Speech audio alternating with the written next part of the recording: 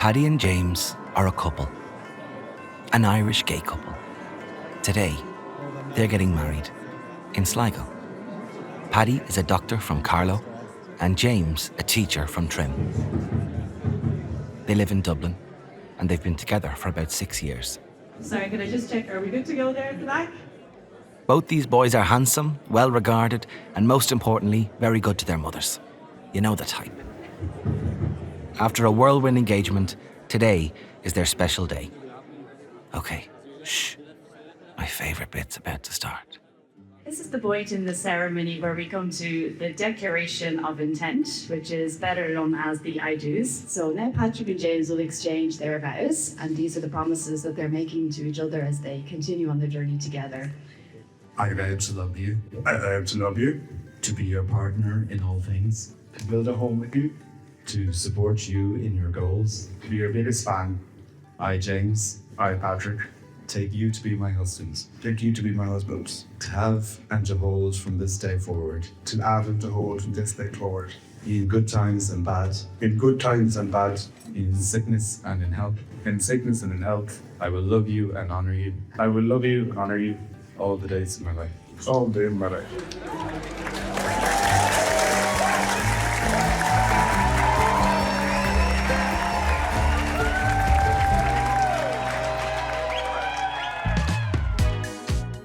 It's 2025. A decade ago, Ireland became the first country in the world to introduce same-sex marriage by popular vote. We were the first in the world to put the idea of marriage equality to the people. And the people said yes. If you Google Marriage Equality Ireland, you'll see a sea of smiling faces in Dublin Castle.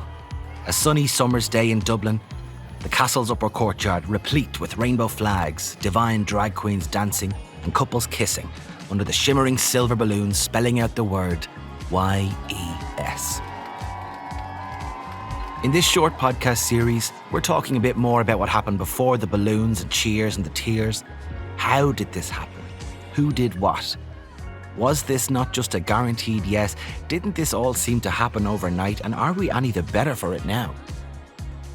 Welcome to Ireland Said Yes. Big change to the law in the Republic of Ireland. This is the moment same-sex supporters in Ireland knew they'd made history. It's been 10 years since Ireland voted for marriage equality. The historic referendum in Ireland over the weekend. A controversial subject in the mainly Roman Catholic country. Across this limited series, you'll hear snippets of interviews with a range of voices. What does it cost me to have my son have the joy of a wonderful partner and a wonderful marriage? From Panti Bliss to Mary McAleese, journalist Una Mullally, TV presenter Brendan Courtney. I think Ireland is this beacon of incredible hope that with the right messaging and the right leadership, you can actually change how you treat the people in your country in a lifetime. Artists like Joe Caslin and Pillow Queens, among many others. They will be the first country to legalise same-sex marriage in this way. It's never happened before. There are personal stories, insights, intrigue, and little of my own memories and reflections on the 2015 marriage equality campaign. The first time that you actually felt, oh my God, maybe I don't live in a homophobic country, and maybe we've actually changed it.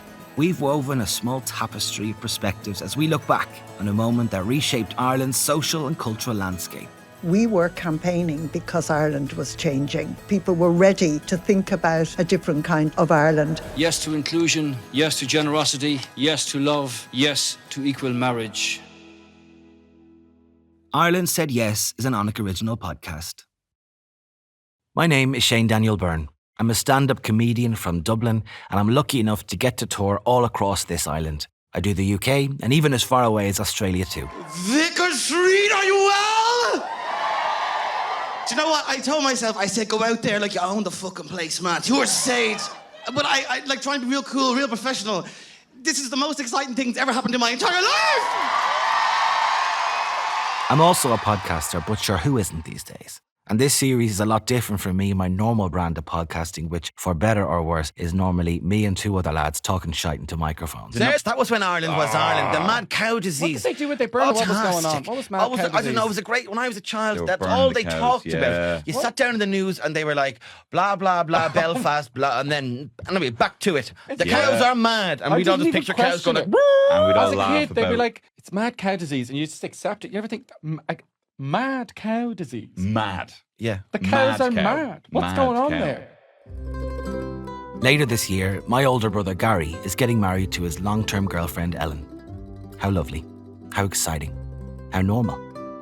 And in between booking hotels, trying on suits and telling myself full-on lies about how I will completely transform my body into some kind of Greek Adonis before the wedding happens, I've been feeling reflective. I've been wondering how I would have felt if this wedding had happened 10 or more years ago. What would it have been like for me if I had to sit with my boyfriend Raymond and celebrate this lovely union in an Ireland where we weren't allowed to have one of our own? I thought I remembered the Marriage Equality campaign vividly, and before making this series, it had been a while since I thought about or talked about that time 10 years ago. And with a bit of distance, I've noticed my memory is hazier than I thought. But I remember it was a moment. Here in O'Connell Street, you'd actually think we'd won the World Cup. But when the Irish team return tomorrow evening, they're assured of a hero's welcome home. I'm too young and too gorgeous to remember the joys of Italia 90, when an Irish football team inexplicably made it to the quarter-finals of the World Cup, becoming a landmark moment in Irish culture forevermore. So I don't share those golden memories of waving tricolours and inflatable hammers at roundabouts in Walkinstown. But there was a time that I too danced in the street. 2015's marriage referendum felt to me like we'd won the World Cup, or at least made it to the quarter-finals. Like 1990, my brother's wedding will be in Italy, as it happens, in the Eternal City, and Rome wasn't built in a day. A momentous referendum doesn't just happen overnight. Over the course of these 4 episodes, I'm going to try and take you with me to look back, find out how a yes was won before these lovely raucous crowds in castle courtyards. We'll be hearing from my conversations with campaign leaders, key figures, canvassers, artists, partiers and presidents. It's a tiny number of voices from the thousands who helped Ireland say yes. Let's start by going back to the 20th century. Ireland, a pretty new state. But what was the state of the gays? When I was a kid, there was fucking nothing gay in the world around me. Like, nothing. There was no Graham Norton on the television. There was, no Andrew Scott talking about fellas. It was simply a fact that you could not be an out, queer in this country and also get the good job that your parents want you to get. You couldn't be an out gay, and go to an interview for the bank. You wouldn't get the job. So everyone was living in the closet and lots of them were having miserable, awful lives. And the accepted wisdom was that we were hated by everybody. The first few years of my life and being aware that I was gay, I was living in Athlone, and that was quite difficult. But I didn't really realise how difficult it was until I came to Galway. There was some pubs where people drank and they were very discreet and they used coded language to speak to each other. And I remember going into one of the pubs and I was met with a woman who told me, "You can't come and hang out with us." By being out, I would be outing them and it would make it more difficult for them. People would spit and a lot of name calling and the usual crap, really. And it was difficult. Like, there was times, if I walked, say, from Eyre Square down to Dominic Street, down through, and nobody said anything to me, I'd be like, wow, it was unusual that someone didn't have some comment to make. I made great friends, but I didn't see any representation. So I felt living in Ennis as someone who realised I realised I was gay, 12, 13.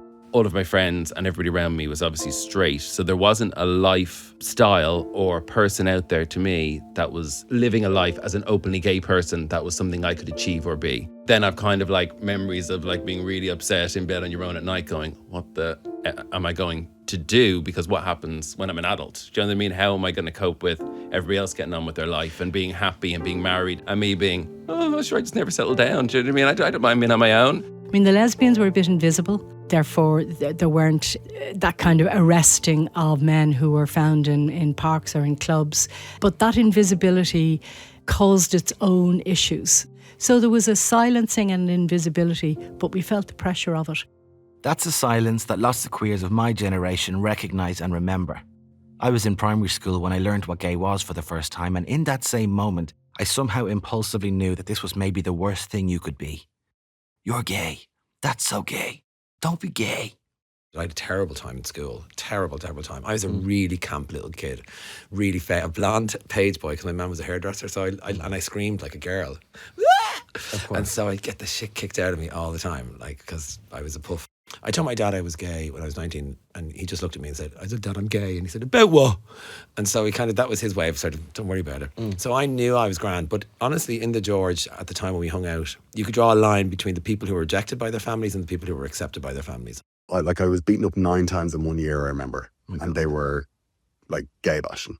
And it was that thing of like, you go to the police about it, and then the police would say, I remember one time going to Pearse Street Garda Station, and they said, I had a black eye, I think, and they were like, "Oh, you got beaten up. That's terrible." And they were taking a statement, and then I was like, "Yeah," and they said, "You know, you faggot." He was like, "Oh, are you gay?" I was like, "Yeah." And he's like, "Well, the gay liaison officer deals with this, and he's on holidays for 2 weeks. So can you come back in 2 weeks?" So I began to realise there are people living lives of untold darkness and isolation. First of all, because of the ignorance of people like me, but the people who are not ignorant, who are homophobic, who are keeping them held in this trap. And I had never heard the expression gay. I had, believe it or not, at that age, having, gone through Catholic convent school, I didn't know there was such a thing as gay. That last voice was former President of Ireland, Mary McAleese, by the way. Throughout this series, I spoke to a mix of people. I wanted to hear from some of the voices we may not often hear from. Yes, okay, these first 2 episodes do feature directors of the Marriage Equality campaign. Yes, I speak to Mary McAleese, but we also have some who just have feelings and memories like we're all at a big audio sleepover together. That's in store later on. In the grand tradition of Ireland, we're kind of taking a little mini oral history. Sometimes I'll introduce them to you, and sometimes we'll just let their words be heard. So don't worry if you don't know who's who. I'll let you know when it's important. Let's talk about what happened before voting for marriage. How did we get here? Something you should know is that the queer community in Ireland takes itself seriously. In its advocacy, its impact on upheaving Irish society, the parties, protests and parades are important to people. Irish queer history is rich and juicy, and there's another podcast altogether on charting every moment that led to that landmark referendum. Again, people often say, my God, it all happened so quickly. And those of us who are involved in marriage equality laugh and say, well, not really. We're zooming in on one moment of change in 2015, but none of this started a decade ago. There are in fact decades of important moments, all part of this story. Here's just a few. 1988 was an important year. I was born. But also, Irish Senator David Norris brought a case to the European Court of Human Rights.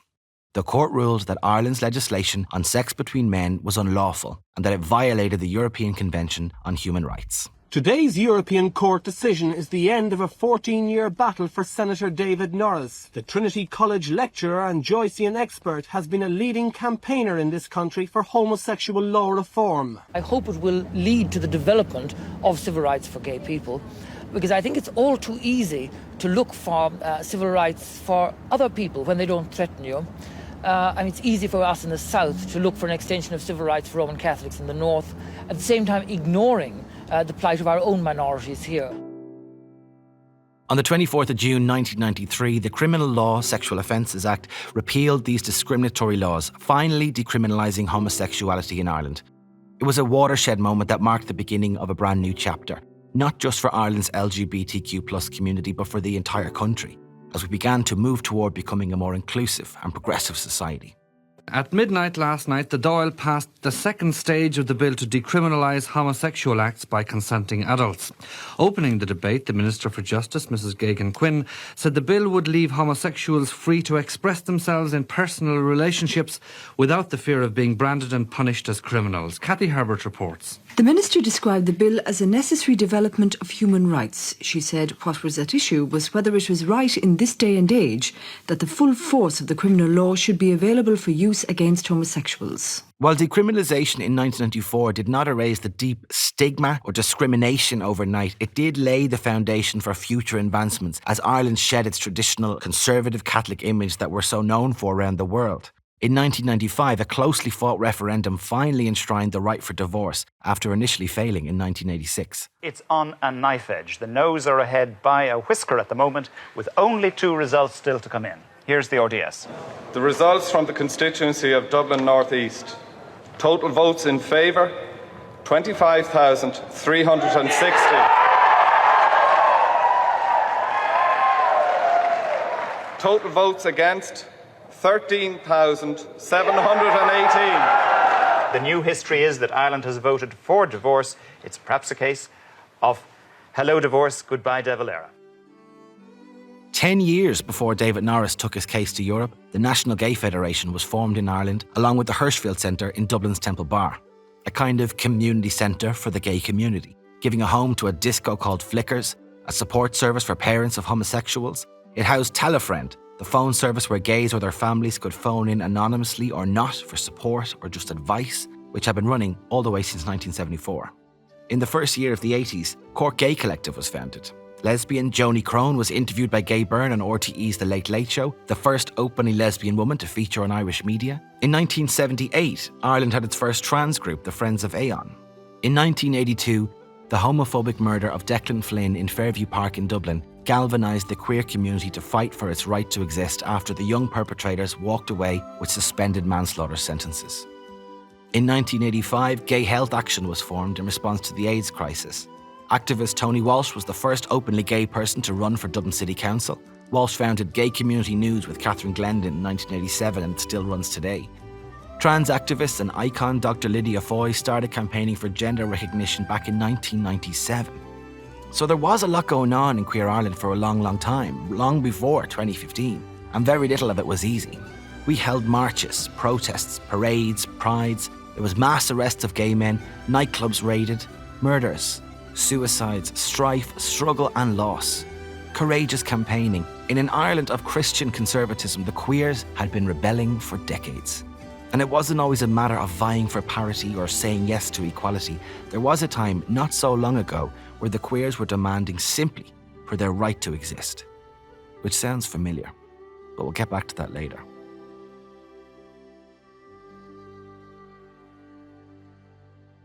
My name is Una Mullally. I'm a writer and journalist from Dublin. I asked Una Mullally about what kind of Ireland we had in the lead up to the referendum and why 2015 proved to be the right time.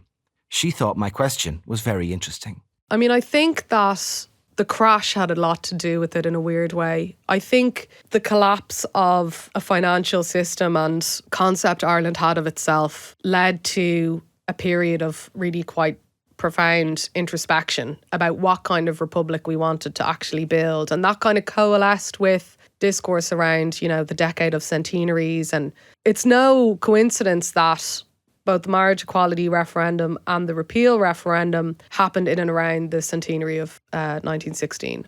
This decade of centenaries was 2012 to 2023. It acknowledged and celebrated the series of centenaries of events that led to the formation of the Republic of Ireland.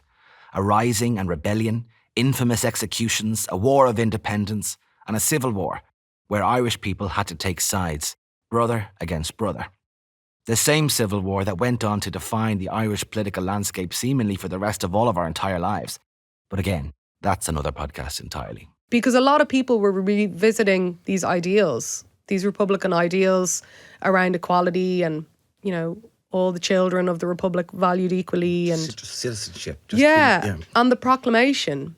And I think that informed things, you know, the existential search post-crash, and then these ideas about ourselves. You know, because like capitalism failed at that moment and consumerism failed, and it turned out that, you know, having loads of stuff and buying loads of gaffs wasn't actually providing meaning. So what were we going to do? And I think that the movement, the protest movement around marriage equality, you know, it really took off during the recession. I think people were looking for meaning, and they were looking for something deeper, and they were looking to fight for what mattered. So I think that those things are relevant in it. So I think it sits in that. I think it sits in a period of social change in Ireland that came from grassroots movements. We were campaigning because Ireland was changing. And, you know, we were really on the cusp of that process of change. This is Alva Smith, leading LGBT plus and feminist activist since the 70s. We'd had the years of, you know, successful economy in the 1990s, when we had become, I think, much more outward-looking and liberal in our attitudes. And then we had the horror of the crash, of the financial crash. And I think when you came to around about 2010, 2011, people were beginning to think it's, well, maybe 2011, 2012, it's time for us to put our heads over the parapet now and think about a better Ireland. Sort of, let's emerge from this awfulness of the crash and think back to the 1990s, where we were actually beginning to do better. Like any part of Irish history, we have to ask, what about the church? There was a kind of a mood. People were ready to think about a different kind of Ireland. And also, quite simply, the Catholic Church. That's not simple. But the Catholic Church had lost its power. And that had been a process which had started to accelerate in the 1990s with all of the cases of clerical child sexual abuse. And the Catholic Church knew that it was not in a position to give lectures or sermons to the people of Ireland on any topic that came anywhere near marriage, sexuality, sex, that it had lost its perch, it had lost its foothold, and it had lost that authority that it claimed for itself over centuries. Ireland was different, but some things will stay the same unless somebody changes them. I'm taking us back to the 2000s. I was still figuring out my own sexuality and my relationship to it. My teenage years were played out against the backdrop of the Celtic Tiger, an unprecedented period of economic growth and the inevitable crash. And I wonder about my own generation. Had the extravagance and so-called prosperity of boomtime Ireland calmed the gaze down a bit? Or maybe they were just worn out. Activism and burnout are common bedfellows. In episode 2, we'll talk in more detail about civil partnership, a form of a legal union recognised by the state. It wasn't marriage. The Labour Party had tried to introduce a bill for civil partnership as far back as 2006 and then again 2007. The Fianna Fáil and Green Party government voted against it. Drama unfolded. We will pick up on all that in the next episode, but to cut a long story short, some were in favour of civil partnership, some didn't care, and some wanted marriage, all or nothing. In February 2009, the activist group LGBT Noise organised a rally in Dublin's Dame Street, aiming to point out that civil partnership was simply not enough. Same-sex marriage would mean equality, and civil unions would not. Here's one of LGBT Noise's founders, Lisa Connell.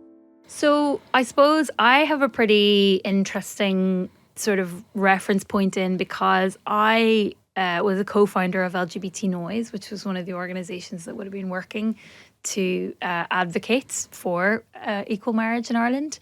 And when we set up first, it was very much as a reaction to how little people seemed to care about it as an issue. Like, it wasn't on the radar, it wasn't on anybody's agenda. There was sort of talk about civil partnership, but the issue of marriage was sort of being dealt with in a very soft way, because I think that LGBT folk who were working on it were afraid to even go there because the community wasn't particularly motivated by it as a right. So a lot of the early work with Noise was really interesting, because we were actually canvassing our own community to be like, no, this is actually a great access point in. The rally had great speakers who would have been well known among LGBT circles. There was Max Krzyzanowski, Anna McCarthy Adams and Tony Walsh, but it was relatively poorly attended. This was only a couple of years after broadband internet arrived in Ireland and just before social media dominated debate, discourse and our daily lives. But the blogosphere was thriving. One blogger at the time was drag performer Panti Bliss, who wrote the Panti blog. We're here to talk about a generational defining moment in Irish democracy, the people of a nation casting and blasting ballots and breaking the mould, and that's all well and good. But Queer Ireland ain't no republic. We are, of course, a monarchy. And like all the great matriarchal monarchies, we have our queen. I actually have interviewed Panti before a couple of years ago, but she has lots to say, and when you only have an hour to sit with Ireland's most famous and infamous drag queen, it can be hard to stay on topic. Well, it's one of those weird things. When do you decide that it becomes a job and wasn't just a fun pastime that occasionally made you money? And then I just stumbled on for a while. You didn't think this is it? Oh my God. No, there was no drag in Dublin at all. Like none. There was Mr. Pussy, but he never did the gay scene, so he was entertaining our parents, in whatever, in the cabaret circuit or whatever.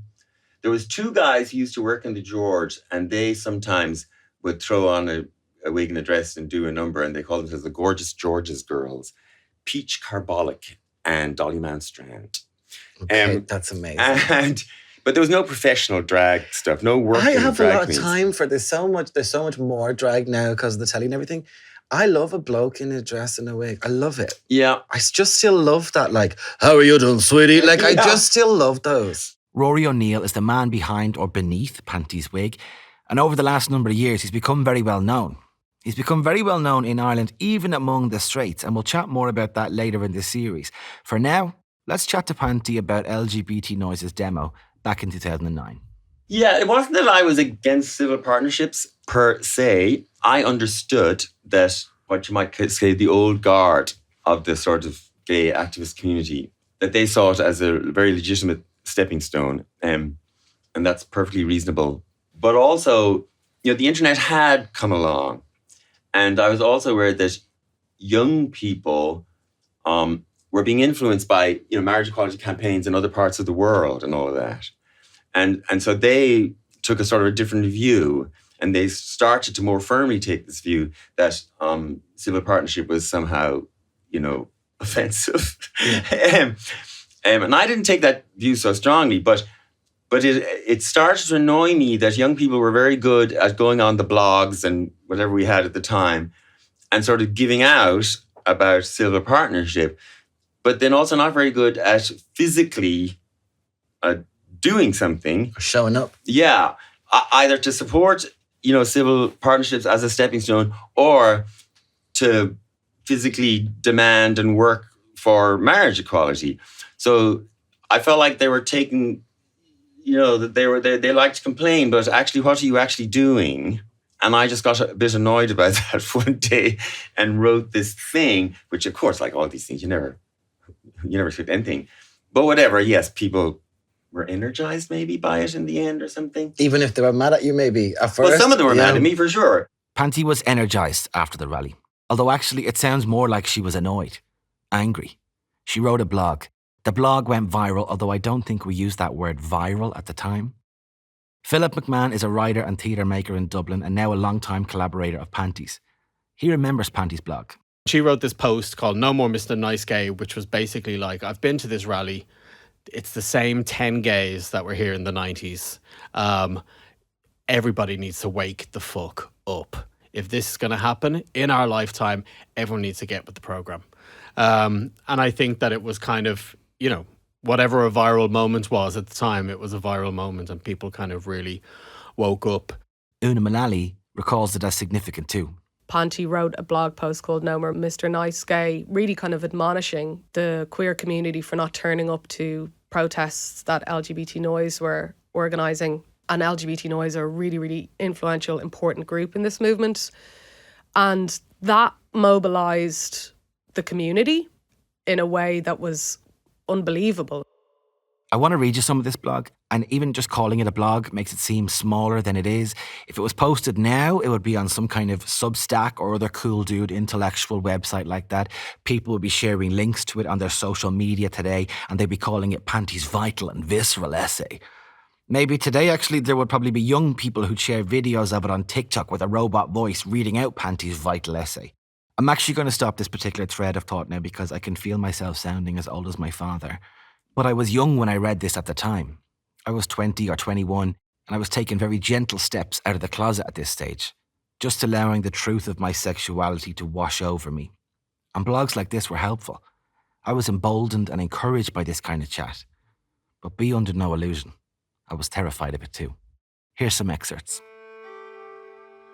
It was nice to see some politically engaged young gays, and those of us who were there had our batteries recharged somewhat. And I think LGBT Noise were happy with the turnout, as it was a lot more than their last demonstration at the Dáil. But 150 people? That's pathetic. There were a couple thousand gays drinking and dancing and hitting on Brazilians within a 500-yard radius of Dame Street 12 hours earlier. Where the fuck were they? Where the fuck is the righteous anger?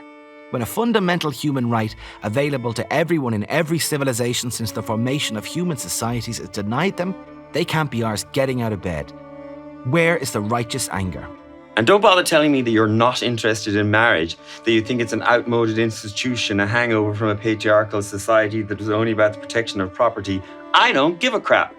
Plenty of other gays do want to get married, and you should be furious on their behalf. Furious that something as basic and fundamental as marriage, something that is taken for granted by everyone else, something that society expects, encourages, and cherishes for everyone else, is closed off to them and them only. Anyone else can get married. Any race, any creed, any gender. Hell, any idiot murderer, rapist, child molester, any asshole racist queer basher, any dumb fuck soccer hooligan, any disturbed lunatic, but not the gays. The sky will fall down. That's Panti reading her own blog/essay 16 years later. I was at the rally that Panti was talking about at the time, writing about at the time, outside the central bank. And there was just like a few dozen people there, I guess.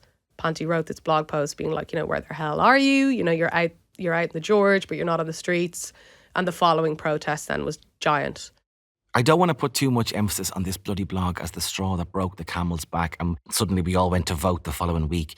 I'm including this because I'm learning that it takes a million moments just like this to make massive change happen. And I'm including this one because I'm a witness. I remember this. I remember it inspired me to be more active even if I couldn't be more out. And I remember that even in my frightened, closeted position, I wanted to contribute in some way. So I logged onto Facebook and I joined the LGBT Noise page. I wasn't the only one waking up a bit, copping on a bit. Minds were changing and people were changing and chatting. And we were talking about marriage equality. I spoke with broadcaster and designer Brendan Courtney, a long-term visible gay on TV, about his thoughts on marriage. When I get a wedding invite, and I say this to everybody, and I don't care who hears it, I feel like it's a tax coming in the door. I'm like, no, I don't want to go to your stupid fucking wedding. No, not interested. That's a separate issue, though, isn't it? That's less patriarchal and more like, oh, here we go. Yeah. Well, what's with the 4-day gigs now? It's like, no, thank you. Yeah, I know. No, I choose my own locations, thank you. Yeah. Join us for the pizza farewell party. I was like, I could go home. Brendan asked me a question that left me scratching my head a little bit. Do you believe in marriage? Yeah, I'm less, as we're doing this, I'm kind of going, and as we're researching it a little bit, I was like, God, I'm not interested in that at all. I'm not sure.